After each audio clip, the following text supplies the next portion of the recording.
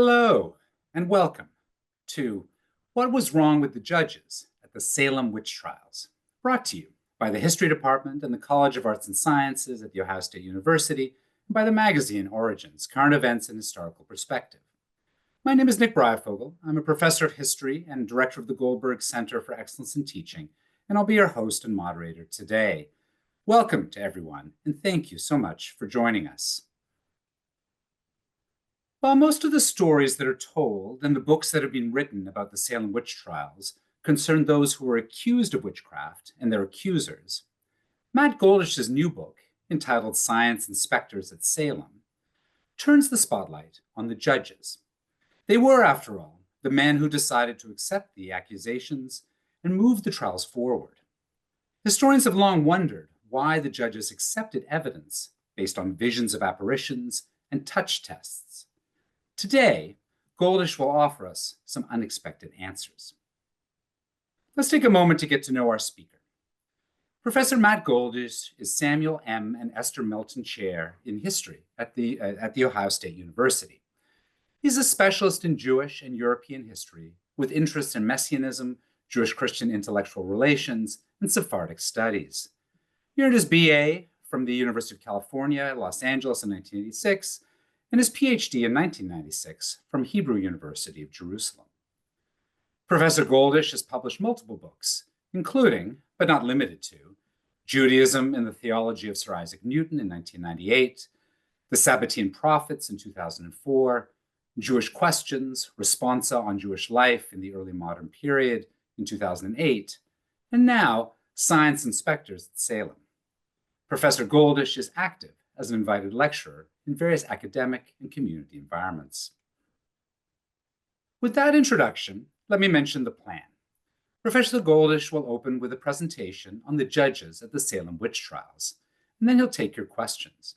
If you're interested in asking a question, please write it in the Q&A function at the bottom of your screen on Zoom. We'll do our best to answer as many questions as we can, and we'll receive several questions in advance. As a reminder, this event will be recorded, posted at a later date on YouTube, and made available to everyone who has registered for the webinar.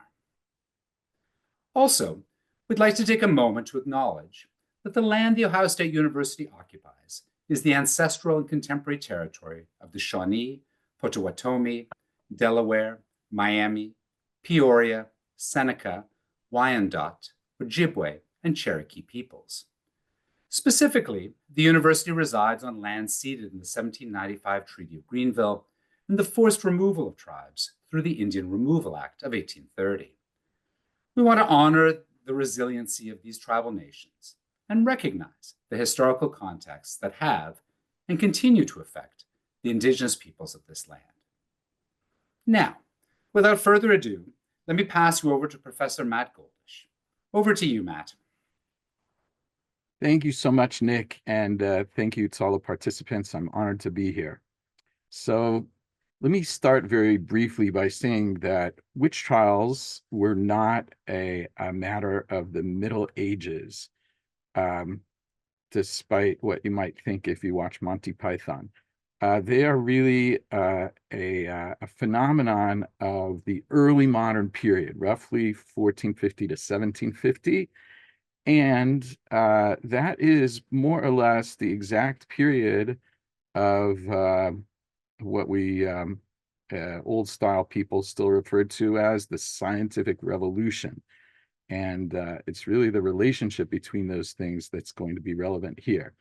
So there were big European witch trials in the 16th and 17th centuries.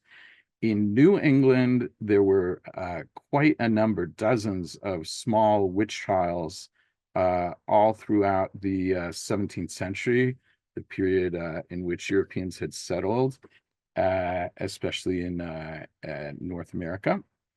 The Salem trials are different largely because they are very big.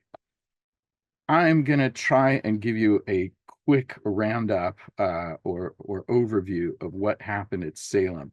This may be very familiar to some people, and I apologize if I'm going over ground with which people are already familiar, but I feel like this needs to be clear in order to understand what comes after. So in January of 1692, the minister in Salem village, to be distinguished from Salem town, we were dealing with Salem village. The minister was a man named Samuel Paris, and living in his house were various people, his wife. He had two servants. One was named Tituba, who was apparently an Arawak Indian, and her husband, who's referred to as just John Indian, and children, including his daughter, Elizabeth Paris, often called Betty, and his niece, Abigail Williams. In January of 1692, Abigail and Betty started having some kind of odd fits. They seemed to be in a trance, almost like a possession state, and crying out and some strange things. The doctor was called as apparently Dr. Griggs, who was the only doctor in the village at that time. In case you're wondering, if you happened to find yourself living in 1692, you're probably much better off not going to a doctor, but that's not relevant for us. Dr. Griggs could not figure out what was wrong with the children, and at a certain point, he sort of gave up and said that he thought that maybe there's witchcraft going on. Samuel Paris did not immediately grab onto this conclusion. He called in some other ministers. There was a lot of praying, and nothing seemed to help. Meanwhile, the fits spread to other children in the area, and at a certain point, a neighbor of the Parises named Mary Sibley sort of grabbed the two Indian servants working at Paris's house, Tituba and John Indian, and together they made what's called a witch cake, or a urine cake, out of the urine of one of the afflicted girls and some wheat flour, and they baked it. This is an old English method for uncovering a witch. It's supposed to cause the witch pain and supposed to reveal who she is. Well, we don't know whether it did any of that, but Samuel Paris found out that this was done, and he was absolutely furious because any sort of magic was considered absolutely anathema to the Puritans. Terrible, terrible to practice any sort of magic.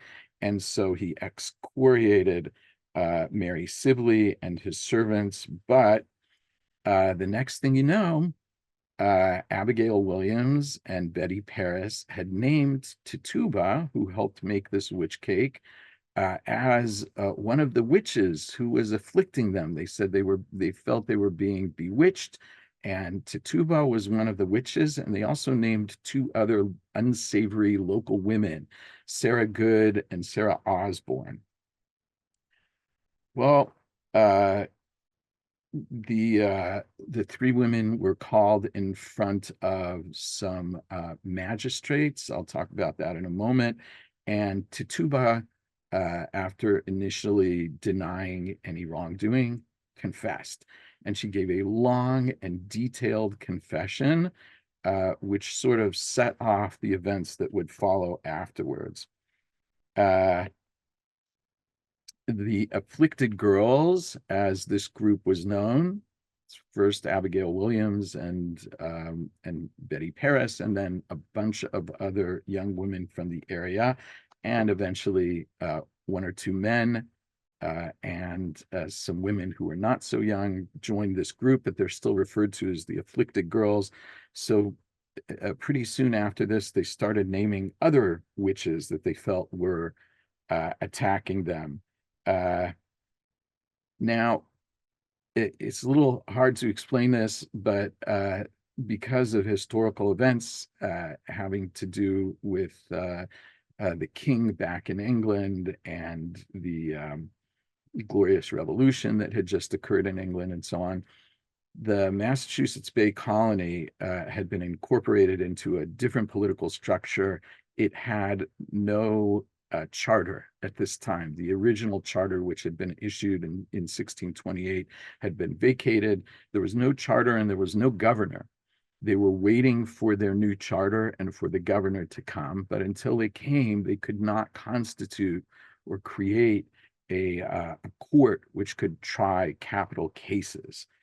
And so what happens is that two magistrates are appointed. That's John Hathorne and Jonathan Corwin, and they go to Salem. They sit in the actually in the inn there, which is the largest space available at that point, and they start conducting interviews with the afflicted girls and with the people whom they accuse. And they take testimony and ask questions and so on, and they keep an extensive record. That record that these two men kept, which is quite extensive by the time that we're done with the whole situation, is the core of the evidence that we have, because the actual trial records from Salem have been lost. But these are very extensive. So over the coming months, dozens of people are accused of witchcraft. Hundreds of testimonies are taken. In May, finally, a boat shows up from England. It contains the new governor named William Phipps and the new charter for the colony. Phipps is faced with a situation in which dozens of people are in jail for witchcraft, and the whole place is going crazy about what's happening with these witchcraft accusations. And he appoints a court, which he can do. It's called the Court of Oyer and Terminer, meaning listen and determine. And it's a type of court that was sometimes used when the regular local courts were overwhelmed, or in this case, there were a whole bunch of capital cases that needed to be adjudicated. So the members of the Court of Oyer and Terminer, I'll just mention their names, and if you want to know more, I can tell you about them. It was John Hathorne, Jonathan Corwin, William Stoughton, who was the lieutenant governor, was the chief justice on the court, Waitstill Winthrop, Samuel Sewell, John Richards, Bartholomew Gedney, Peter Sargent, Nathaniel Saltonstall. So that was the court. And over the subsequent months, at least 150 people were accused of witchcraft. Many or most of them were accused by the group of afflicted girls. And then many other people showed up with additional testimony. In the end, 20 people were put to death by the court. Yeah, sorry, I'm just looking. Okay. 20 people were put to death by the court. 19 of them were hanged. In New England, nobody was burned at the stake. And one of them was pressed to death. Giles Corey was pressed to death for not entering a plea. 5 other people died in prison. There was some criticism of the court, largely because of the numbers of convictions and the fact that many of the accused and the convicted were people of standing, people of excellent reputation in the colony. In addition, there was criticism of the evidence that the court was using to arrest and to try and to convict people, especially what's called spectral evidence. And this is critical to my story. So let me just explain what spectral evidence is. Spectral evidence is, let's say Sarah Good, one of the first accused people, is sitting in the court. Everybody can see her. She's right over here or wherever she is, right? And one or more of the afflicted girls cries out that Sarah Good has sent her specter or her spirit out to attack them. And they show evidence, right? Finger marks and nail marks, bite marks, and so on their bodies. And they seem to be attacked by something that's invisible that nobody else can see. And they say, Sarah Good, or whoever it is sending her specter or her spirit, which is attacking me. And that is spectral evidence. A lot of it is used, and I'll explain why, or at least the context for that in a couple minutes. But a lot of the critique of the court has to do with their use of spectral evidence. Eventually, in October, after Governor Phipps's wife is accused of witchcraft by the afflicted girls, the governor decides to shut down the trials, and he sort of shuts them down in stages. But September is the last time that convicted witches are hung. Now, I want to tell you about my little book, Science and Specters at Salem, and what my case is. So most of the scholarship, as Nick was mentioning, most of the scholarship on the trials involves the accused, people who are accused of witchcraft, and the people who accuse them. And there is quite a large literature, and it's a very effective and meaningful literature, and we have learned a lot from that. So it turns out that accusing a neighbor or even a relative of witchcraft, not uncommon. All kinds of people did it for all kinds of reasons. Really, for me and for a lot of people, perhaps a much larger question is, why does a court or magistrates, why do they accept that testimony and move forward with the trial for somebody based on evidence which might not seem very convincing? This is a question about all witch trials. It is particularly a problem for the Salem trials because, as I said, the Salem judges accepted types of testimony which caused a lot of skepticism and questions. So one of those two types of testimony is spectral evidence, which I just described to you. The other type, which again was not very much being used anymore in European courts, but which they accepted at Salem, was what's called touch tests. And what would happen is that the afflicted girl, the afflicted persons would be sitting in front of the courtroom, and they would bring in the person that they had accused of witchcraft. And what would happen is the person would enter the room, and the afflicted girls would start going into their fits and convulsions and screaming and pins coming out of their mouths and all the stuff that goes with being bewitched. And the court would make the accused witch go over to the afflicted girls or the afflicted persons and touch them. And if their fits stopped immediately upon the touch of the alleged witch, that was considered a proof that that was the witch who was afflicting them. So that's called a touch test. Again, largely discredited or little used forms of testimony in European trials. They were used by the court in Salem. I'm going to explain why, in particular, spectral evidence had to be accepted by the court in Salem in order to get any convictions. And I want you to follow what I'm going to say here. In order to convict a witch, especially when you're at the end of the 17th century, this is the period of the early Enlightenment already, the evidence has to be convincing, and there are two aspects to it. The first aspect is called maleficia. Maleficia means somebody hurt you using magic, right? There's a fight between neighbors. One neighbor curses the other that all her pigs should die, and sure enough, her pigs die, right? That's maleficia. That's using not physical means, but magic to hurt somebody. But that is for various complicated reasons. That is not what witchcraft really means to judges, magistrates, theologians by the 17th century, or at least by the late 17th century.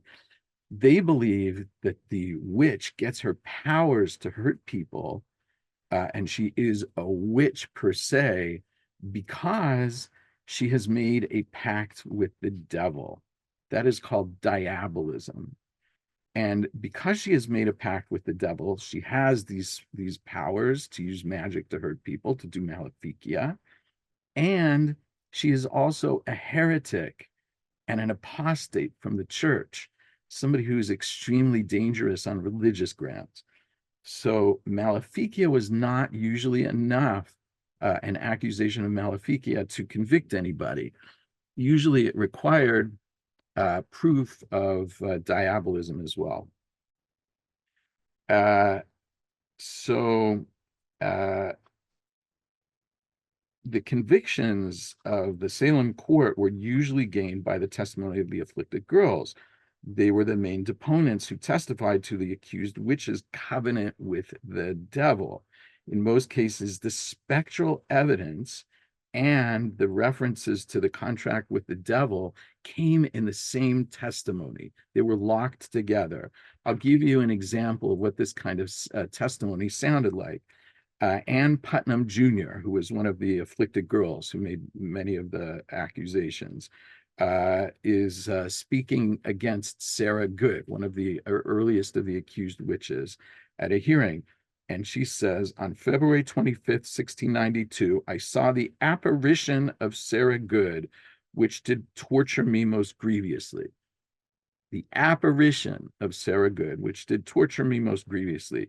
And then she did prick me and pinch me most grievously, and also since several times, urging me vehemently to write in her book. The torturing apparition is spectral evidence. The book mentioned by the deponent is the Devil's Book, in which witch recruits were directed to sign their names as a form of a contract with the devil. So you see the spectral evidence and the evidence of diabolism are locked together in these testimonies, and this is a very typical one. And so the court essentially had to accept spectral evidence if it wanted any convictions at all. The only other way that it was really going to happen is if somebody openly confessed. Okay. Most New England courts rejected spectral evidence and touch tests and were not nearly as zealous for convictions as this court was. So why did it happen? Many scholars have speculated about this. I find most of their theories pretty unconvincing. So in order to get to my answer, we need to travel overseas to England and see what's going on there, and actually different parts of Europe. And my answer or my response about this question has to do with something called the mind-body problem, and I will explain. Well, many of us have wondered about the following philosophical question. What can be the relationship between physical things like our bodies or objects around us and things which are equally real but are not physical, such as personalities, consciousness, ideas, or emotions? For some people, the non-physical things also include a soul or God. That was certainly true of the people in the period we're studying. We know that these two types of things, the physical and the non-physical, must interact because we see, for example, that a particular personality inheres in a particular physical body. During the later Middle Ages, philosophers became increasingly puzzled about how exactly a physical thing can interact with a non-physical one. Many people, for example, believe in ghosts and think that ghosts can hurt people. If you are like me and your radio has ever been on over the last month, you've heard over and over a song by Michael Jackson called Thriller. That song is all about this type of interaction where ghosts and ghouls hurt people. If you ever watched a TV show called Casper the Friendly Ghost, you know what I'm talking about also. So the problem was put in its most stark terms by the 17th century French philosopher and mathematician René Descartes. Descartes proposed a complete dichotomy, a complete separation between physical things and non-physical ones. For convenience, we can refer to them as bodies and spirits. So this is called Cartesian dualism. And he says that they exist, right? Bodies or physical things and non-physical things exist in completely separate realms. Descartes' critics asked him, well, then how can they interact? And he didn't really have a very good solution, and that becomes a huge problem. Many theologians and religious thinkers had a deep problem with Descartes. Now, Descartes was a deeply religious man himself, but and he probably came up with this idea largely to solve certain theological problems we don't need to go into, but his dualism presented many challenges to Christian beliefs, which were the pillar of European thought. God, for example, is a spirit. How can God create the world, relate to the world, if spirits and physical things can't really interact? How could transubstantiation work in the Eucharist, according to the Catholic Church, if mind and body or bodies and spirits were totally separate things? How could a man's soul be punished in the afterlife for the sins of the body, and so on. The backlash against Descartes scared his fellow philosophers and scientists and mathematicians.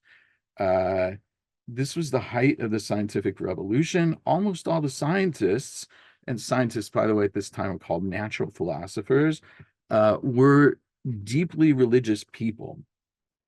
That's Galileo, Kepler, Mersenne, Gassendi, and in the next generation, Newton, Boyle, Hooke, Leibniz, very deeply religious people, among others. They knew Descartes had made a strong argument for dualism, but they did not want to be accused of heresy or atheism for accepting his position.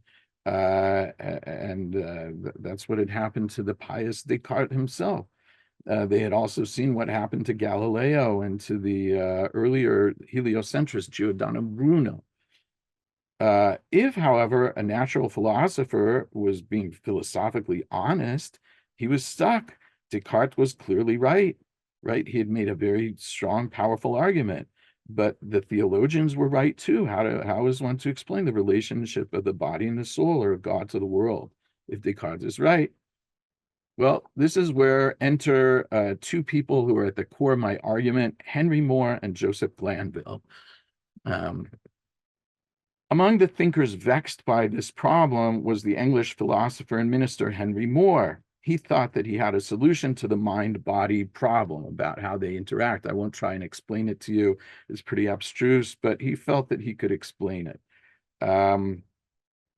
Descartes did not think much of Henry Moore's explanation about the interaction of minds and bodies, but and neither did a lot of Moore's own colleagues, but other people did find it convincing. What Moore's colleagues, ministers, and scientists alike did agree was that Moore was absolutely right about the danger of Cartesian dualism if no solution was found to the mind-body problem. Some European thinkers were suggesting that, following Descartes, one should stop bothering to think about the spirit world since it is unknowable. That was the position more or less of Thomas Hobbes. People thought that you could just fold the physical and spiritual worlds together, leaving little autonomy for any deity. That was more or less the position of Spinoza. These people were considered incredibly dangerous to Christendom by most European intellectuals. Moore, his student Joseph Glanville, and their circle of scientists and ministers said that there is evidence from every quarter that whatever the mechanism, so we know that Moore thought that he understood how this worked, but whatever the mechanism, bodies and spirits do interact. There is a world of invisible spirits, and it is constantly interacting with bodies. They also said that anyone who denies this or any of the biblical and Christian evidence for it implicitly denies the existence of God, because God is a spirit who interacts with bodies. They also said that there are definitely witches whose magical powers prove that there is a world of spirits interacting with bodies, and that there are ghosts, specters, angels, demons, all the other spiritual beings described in the Bible and in Christian literature. They must exist, and they are spirits which interact with bodies. This group of intellectuals, Henry Moore, Glanville, and their colleagues, often referred to their contemporaries who denied the world of souls and spirits interacting with bodies as Sadducees. Sadducees were a sect from the period of Jesus, which denied the existence of souls, and they denied an afterlife. So Moore, Glanville, their group attacked all these modern Sadducees as heretics and even atheists. And their motto, which you see over and over in the books that they write, is some version of the phrase, no witches, no God. In other words, if you deny the existence of witches and witchcraft, you are implicitly denying God, the existence of God, because they're all about spirits and bodies interacting. Moore and Glanville wrote extensively against modern Sadducees, and especially in a work called the Sadducismus Triumphatus, or Triumph over the Sadducees. They offered a twofold proof for the existence of a spirit world which interacts with the physical world. First, there was Henry Moore's philosophical theory, which I mentioned. It is called the spirit of nature theory, and he explains that at great length.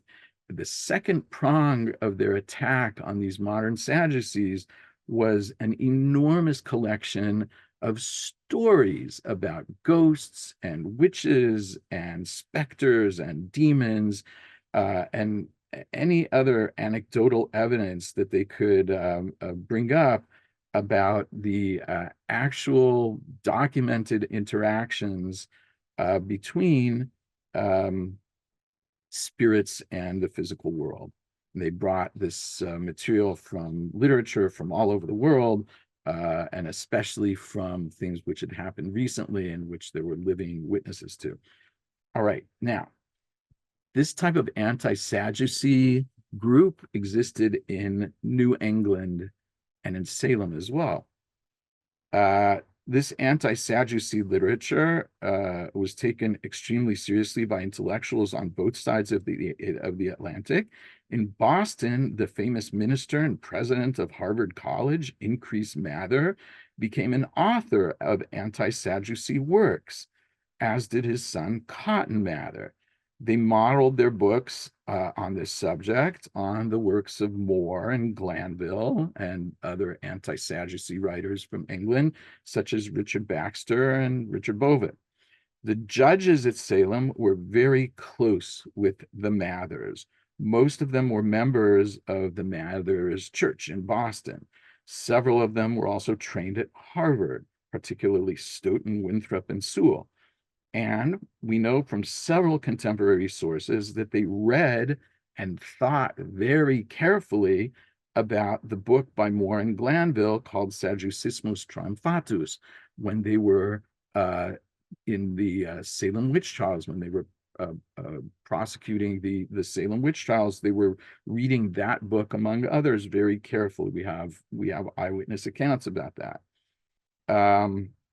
They were also reading those anti-Sadducee works by Increase and Cotton Mather, of course, their own ministers, and other related works. In other words, the Salem judges, or at least some of them, were deeply engaged with a philosophical and scientific movement occurring in England, which focused on Descartes' dualism and on the methods for proving that an unseen world of spirits worked on bodies, including through witchcraft. In my book, I show how a critic of the Salem trials, Thomas Brattle, attacked the court in October of 1692. And among the things that he says in his attack, he states explicitly that the judges fancied themselves Cartesians, that is, followers of Descartes. And in other words, they were up with pretty much the latest scientific developments.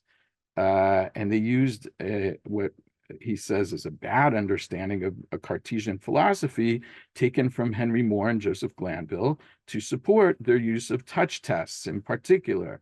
I also show how it's possible to see the judges using their interpretation of that same book, Sadducismus Triumphatus, to justify the use of spectral evidence, since spectral evidence is all about the actions of the spirit world on physical bodies in the ways Moore and Glanville demonstrate.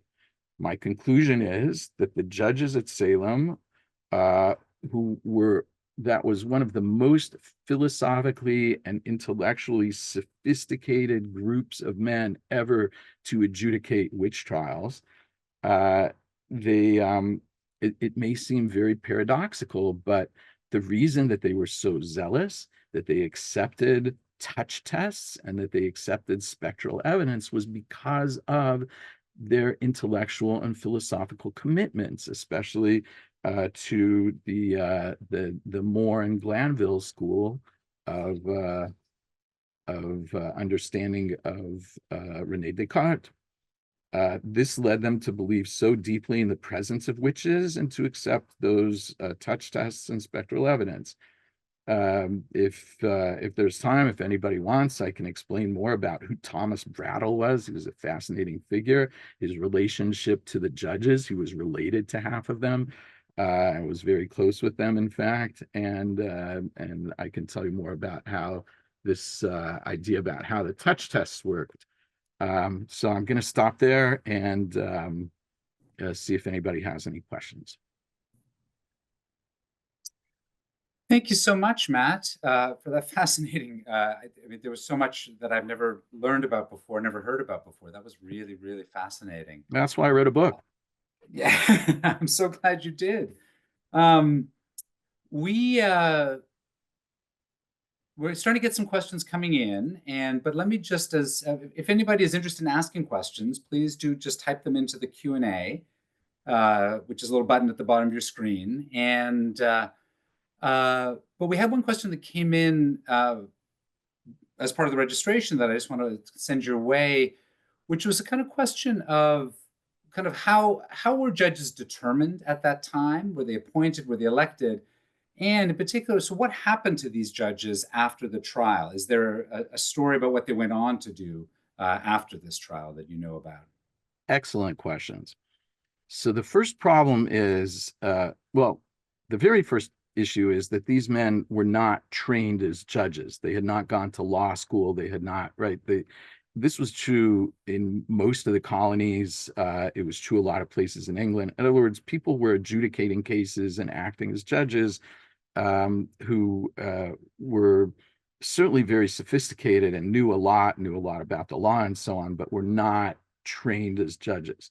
So in terms of how they become judges in any given case, so there are quarterly assizes, things like that, but this court of Oyer and Terminer was indeed appointed by the new governor, Phipps, and they are mostly the people who had acted as judges for, in many cases, decades in the colony. The governor refers to them as people of the best prudence, right? So they were these, I say in the book at some point that these men were essentially the Washingtons and Jeffersons and Adamses of 2 generations earlier. They were the top, most prudent, most experienced men in the colony. So I'll just tell you, right, Stoughton had not only graduated from Harvard, he was at Oxford for 8 years, clearly trained as a minister, a major intellectual. Waitstill Winthrop was the grandson of John Winthrop, a very famous figure, the longtime governor of Massachusetts Bay Colony. I'm sure anybody who studied colonial New England knows about him. Samuel Sewall left a diary that he kept over 50 years. Fascinating. I use it a lot in my book. So we know a fair amount about those 3 judges in particular. we know way less about the other judges. There are a lot of people who really didn't leave much of much evidence about their lives, their opinions, and so on. But what we can tell is that these judges continued to judge. When the court of Oyer and Terminer was dissolved, a new superior court of the colony was created by Phipps at the beginning of the next year, 1693, and many of these same men served on that court. They were elected to various colonial offices over and over. In other words, there was no backlash against them uh, until our period. Stoughton was incredibly honored. All of them were honored by their fellow colonists, by the leaders of the colony, and so on. So that's kind of who they were. When you look at the literature about the witch trials by modern scholars, and especially by sort of popular authors, people dump on these judges like crazy. They say terrible, terrible things about them. And it's clearly because they were judges in a witch trial, and nobody today can believe that a judge in a witch trial was a good person.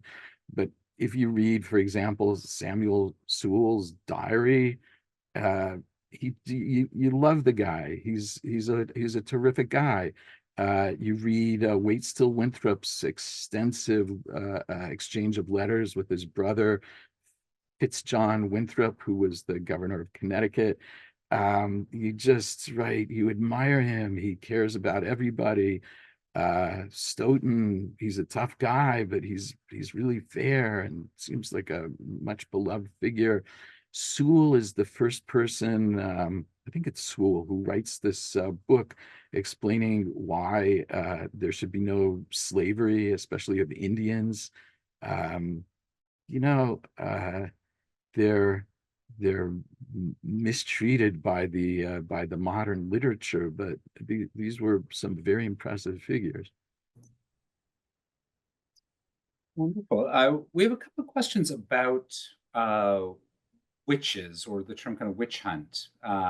So one question is, were witches ever allowed to live, or were they all killed in this context? And a second kind of question, I'm putting these together, although they're not entirely related, but there's a question about the term witch hunt.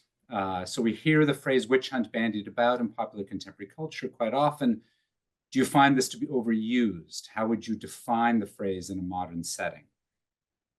So in reference to the first question, if somebody was convicted by a court of witchcraft, it was very uncommon for that person not to be put to death. This was an offense that carried a death penalty.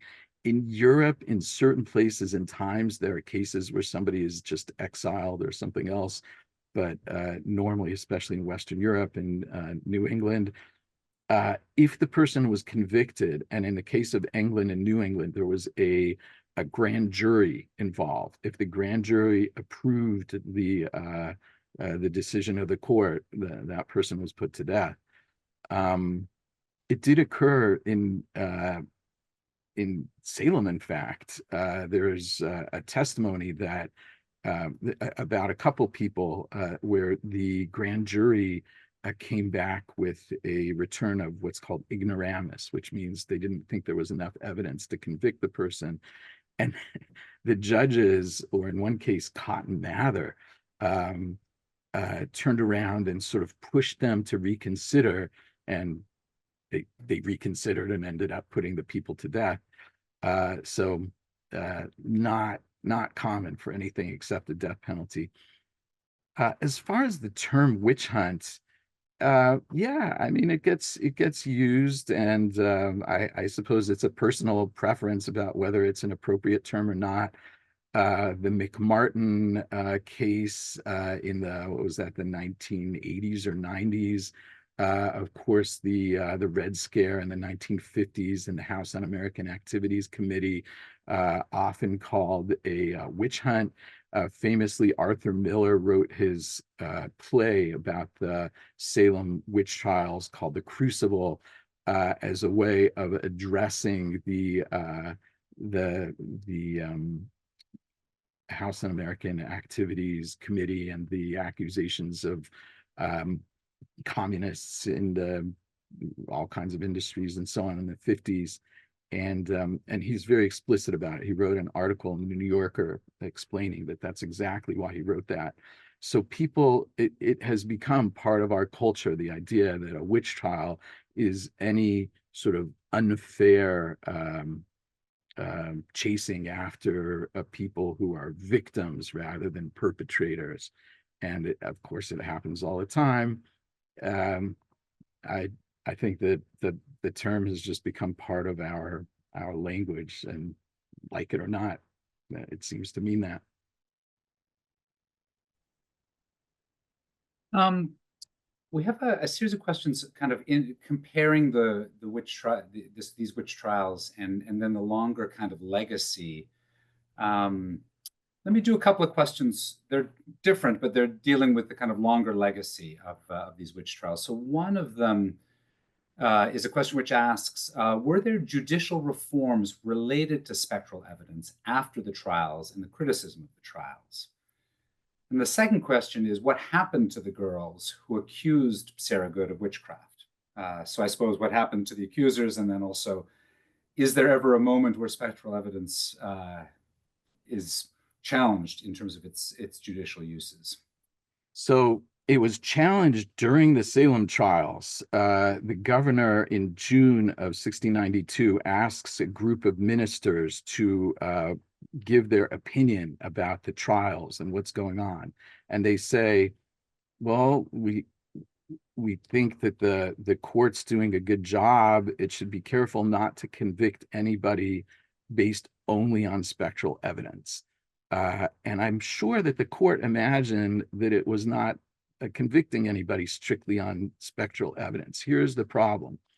If you're sitting on a court and there's a whole bunch of different evidence coming in, it all goes into the mix, right? It's all part of a sort of a stew of information that you have, and you come out with a certain conclusion, go, oh no, it wasn't based only on the spectral evidence, right? That was just one piece of what we had. We had all this different evidence, but I won't try and explain how I did this, but in the book, I attempt to prove that at least in one case, probably in more than one case, maybe in all the cases, spectral evidence really was probative. It really was the thing that pushed the case over the edge.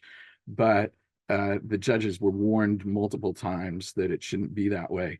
This wasn't because of any legislation. Legislation didn't forbid spectral evidence, as far as I know, ever.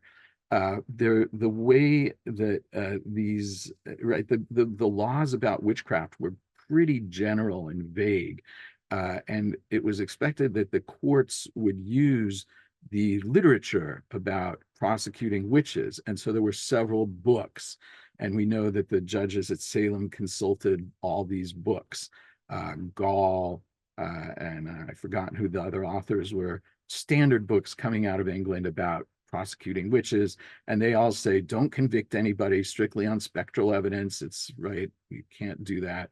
And I'm sure that they thought that they didn't, but eventually in the colony, Phipps forbids any use of spectral evidence at a certain point, and that's probably as close as you get to an actual law about the use of spectral evidence.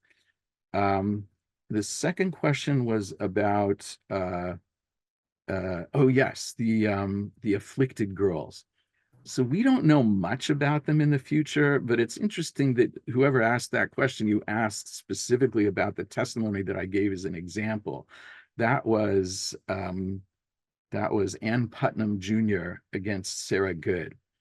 Ann Putnam is the one of the afflicted girls, the only one, who apologized afterwards. But let me explain the conditions of the apology, which might mitigate its meaningfulness. She was, it's 14 years, I think, something like that, 14 years after the trials. And she issues this apology. When you read the apology very carefully, it's not really an apology. She sort of says, well, I was under the impact of the devil. It wasn't really me. I didn't understand what was happening, and my household was afflicted, and blah, blah, blah. It's not exactly an apology. She says she's sorry for what happened, but she sees herself as kind of a victim also. And what was the condition, the situation under which she issued that apology? She was trying to become a member of the Salem church, and it seems clear that essentially to become a member, which right, it wasn't just a matter of paying your dues. You had to be accepted by the congregation. It was quite a story. They clearly expected something of her. So they wanted her to apologize for a very public, very well-known role in these trials, which by this point were really an embarrassment and a shock to the colony. And so she came forth with this semi-apology. I don't think any of the other afflicted girls, and these are people who are pretty obscure. If it weren't for the Salem witch trials, we wouldn't really know much about anybody involved in this whole situation, with the exception of the well-known judges. So we don't know much what happens with these people in the future. I will tell you that everywhere I go, I meet people who tell me that they are descended from one or more of the accused witches, including Bill Childs, who was our colleague in the history department at Ohio State, who told me very specifically who he was descended from. I had a student last year who said he was descended from Giles and Martha Corey, who Giles Corey was the man who was pressed to death by having stones piled on him for refusing to enter a plea, refusing to acknowledge the court's right to try him. Here and there, I've met other people, but the afflicted girls, aside from this Ann Putnam Jr., I'm not really sure what the future of any of them looked like very much. You can rest easy that I am not one of the descendants. I will never make that claim. I am relieved. I don't want anybody putting a spell on me. Let's sneak in one more question. So there's a question here, which is a kind of comparative one. So were there any differences between the types of accusations typical of witches in Salem compared to other parts of early modern Europe? And were there differences in the Salem case in terms of how judges used evidence compared to other examples in early modern Europe or early modern America? Absolutely. Very important question. So I've tried to explain some of the differences in the way the judges approached evidence, but the evidence that was brought to them was significantly different than it was in almost any other case, because these afflicted girls brought testimony that looked almost identical over the course of months, and with reference to multiple defendants. And I read you an example of what that looked like. That business of tying together spectral evidence and the witch's book in which they were being asked to sign, those are not, neither of those is really typical of the evidence brought against witches in New England or in Europe. That is a kind of not just the combination, but each of those two. It's not totally unique, but very different and very unusual types of evidence. Now, there's other evidence that's given at Salem, which is much more typical. For example, I had a fight with Bridget Bishop. She was the first accused witch to be hanged. I had a fight with Bridget Bishop, and she cursed me, and my pig died, right? That kind of thing. that is straightforward maleficia, right? Somebody doing magic, doing evil magic. No reference to the devil, to a contract with the devil, anything like that. And one of the things that I try to show in the book is that we only have 2 death warrants that have survived. One of them is for a bunch of people. I wasn't able to learn much from it. One of them was from Bridget Bishop. This whole line of people comes and gives testimony against Bridget Bishop. It's the afflicted girls with that kind of testimony, like what we saw. And then it's a whole bunch of people who just had bad experiences with her as an individual and think that she performed magic on them, or that she owned what's called puppets, which were almost like voodoo dolls. You stick pins into them to hurt somebody, and all kinds of other evidence. In the death warrant, the only causes, right, the only reasons for her conviction of witchcraft that are listed are the ones given by the afflicted girls. All that other evidence of maleficia is ignored. The thing is, this idea of the contract with the devil, that is an idea that comes from theologians.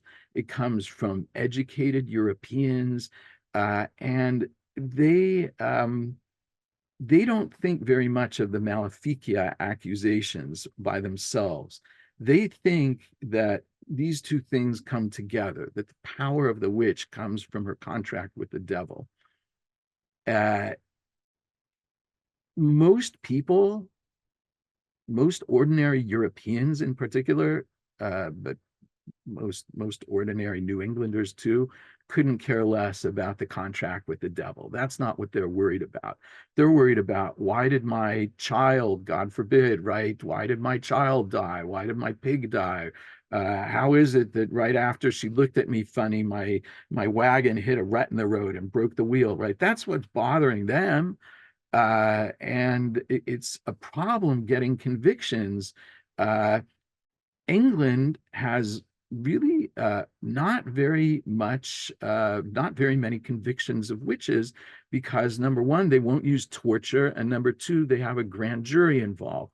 But in the rest of Europe, especially the German-speaking lands, the parts of France which border Germany, parts of Switzerland, if somebody comes with a claim of maleficia, the judges will take the accused witch and they will torture her until she admits that she has made a contract with the devil. And often they will continue to torture her to name all the other people whom she saw at the witches' Sabbath, right? The meetings of the witches. And they will get further names. And that's why, especially in southwestern Germany, late 16th, early 17th centuries, you get these enormous witch trials in which hundreds of people are accused and put to death. It's because that system is the way they do it over there.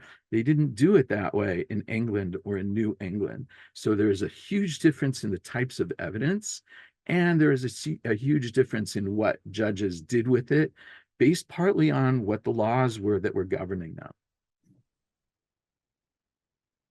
That's a very interesting answer to that question. My friends, we unfortunately are falling into the category of all good things must come to an end. We're coming up on our hour, and my apologies to those who we couldn't get to your questions asked and answered now. Please do feel free to reach out to Dr. Goldish to ask these questions of him. We had a particularly interesting one, Matt, about kind of gender and what we can learn about women from the sources that you have. That's a tough one. But so please do contact him to get answers to these questions. And but first, let me just thank you all very much for joining us today and for your excellent questions. I'm particularly grateful to Matt Goldish for sharing his expertise and the history of what was going on with the judges at the Salem witch trials. Please join me in giving him a virtual round of applause.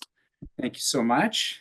Thank you, Nick. If you'd like to learn more, we'll send out an email soon with information about how you can access the book and with a link to the recording of this event.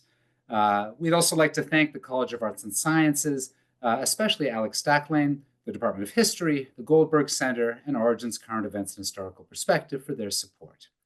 Stay safe and healthy, and see you all next time. Thank you so much. Goodbye.